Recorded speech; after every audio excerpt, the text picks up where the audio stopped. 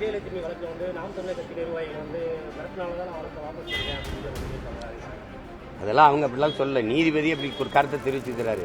விசாரணை இருக்குல்ல, விசாரிக்கணும்ல, விசாரணை முடிவில் தெரியும், பொறுத்துருங்க, அதுக்கெல்லாம் அவசரப்படாதீங்க.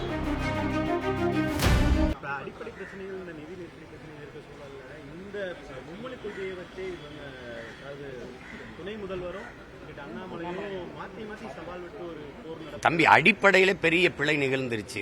மும்மொழின்னா எப்படி? சமஸ்கிருதம் மொத்தமே 26,000 பேர் தான் இந்த நாட்டில் பேசுறாங்கன்னு இருக்குது. அதுக்கு அந்த வளர்ச்சிக்கு நீங்க ஒதுக்குற நிதி எவ்வளவு? இந்திய நாடாளுமன்ற கட்டடத்தில் எதற்காக சமஸ்கிருதத்தில் கல்வெட்டு? யார் பதில் சொல்ல? தம்பி அண்ணாமலை சொல்லுவாங்களா?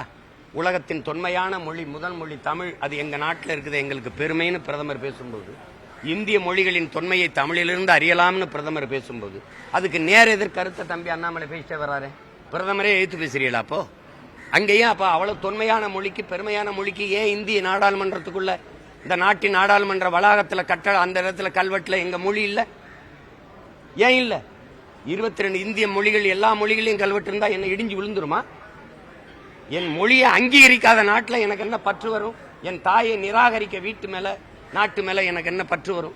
சொல்லுங்க நீங்க.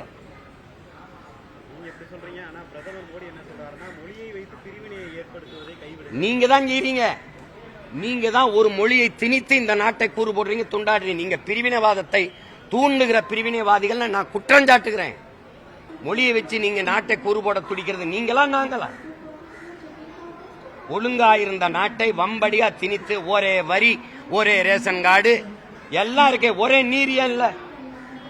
இதே பிரதமர், இதே தம்பி அண்ணாமலை ஏன் காவிரி நதிநீர் உரிமையை, ஒரு தேசியம், ஒரு மாநிலத்தில் இருக்கிற உரிமையை பெற்றுத்தர வராது? ஏன்? என் நிலத்தில் வளத்தை நீ யாரை கட்டி எடுத்துட்டு போற? என்னுடைய நரிமணம் பெட்ரோலை யாரை கட்டி எடுக்கிற? என்னுடைய மீத்தேன் ஈத்தேனை எல்லாருக்கும் யாரை கட்டு பகிர்ந்து கொடுக்கிற? அணுல என் நிலத்தில் இருக்கு, வெடிச்சா சாகிறது நானு, ஆனா பலன் எல்லாரும் எடுத்துக்கிற. என்னோட நெய்வேலி பழுப்பு நிலக்கரி என் சொந்த நிலம். நிலத்தை கொடுத்துட்டு வாழ்விடத்தை விட்டு சொந்த நாட்டில் அகதியா வெளியேறினது நான். ஆனா என் நிலத்தில் இருந்து தயாரிக்கப்படுற மின்சாரத்தை எல்லாரும் பகிர்ந்துக்கிறார். என்னுடைய வளம் எல்லாருக்கும். ஆனால் அவரவர் நீர்வளம் அவரவருக்கு. முல்லை பெரியாரா அவருக்கு, காவிரியா அவருக்கு, பாலாரா அவருக்கு, கிருஷ்ணா நதி நீரா அவருக்கு. நான் அப்ப என்னுடைய வளம் எனக்கு நான் வரக்கூடாதா? என்னது இது? அந்த நொடி எந்த நொடின்னு தான் நாங்க கேட்கிறோம். அந்த நொடி எந்த நொடி?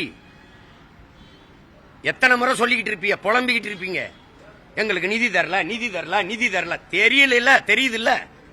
என் மாநிலத்திலிருந்து உனக்கு ₹1 வரி கூட வராதுன்னு சொல்ல முடியாதா? சொல்ல முடியாதா? மத்திய அரசுக்குன்னு நிதி ஏது யாருன்னு யார் சொல்லுவா? தம்பி அண்ணாமலை சொல்லுவாங்களா? இல்ல அம்மா நிர்மலா சீதாராமன் நிதி அமைச்சர் சொல்லுவாங்களா? மத்திய அரசுக்குன்னு இந்தந்த துறையிலிருந்து எங்களுக்கு வருவாய் வருது அப்படி ஏதாவது இருக்கா? மாநிலங்களின் நிதி தான் மத்திய அரசின் நிதி. இந்திய ஒன்றிய அரசுக்கென்று வருவாய் ஏது? அப்ப ஏன் காசை எடுத்து குடிச்சுக்கிட்டு ஒரு பேரிடர் அந்த தர மாட்டேங்கிற, வாத்தியாருக்கு சம்பளம் ஒன்றும் குடிக்கும், மாணவர்கள் நலன் எதுக்கும் தரதில்லை. இதை செஞ்சாதான் இதை தருவேன் அப்படின்னா இது மாதிரி கொடிய போக்கு, இது லஞ்சம் தானே. இதை செஞ்சு கூட அப்பதான் காசு தருவேன்னா இது என்ன அர்த்தம்? சொல்லுங்க. எப்படிப்பட்ட அணுகுமுறை பாரு, எப்படிப்பட்ட ஆட்சி? இதையே பேசிக்கிட்டு இந்த நடக்க இருக்கிற சட்டமன்றம், அடுத்து வர பாராளுமன்றங்களை வாக்கேற்க வாங்க. இந்திய கட்டாயம் படிக்கணும்னு சொல்லுங்க. அது ஏன் படிக்கணும் விளக்கின்னு சொல்லுங்க. செய்திகளை உடனுக்குடன் தெரிந்து கொள்ள உடனே சப்ஸ்கிரைப் பண்ணுங்க.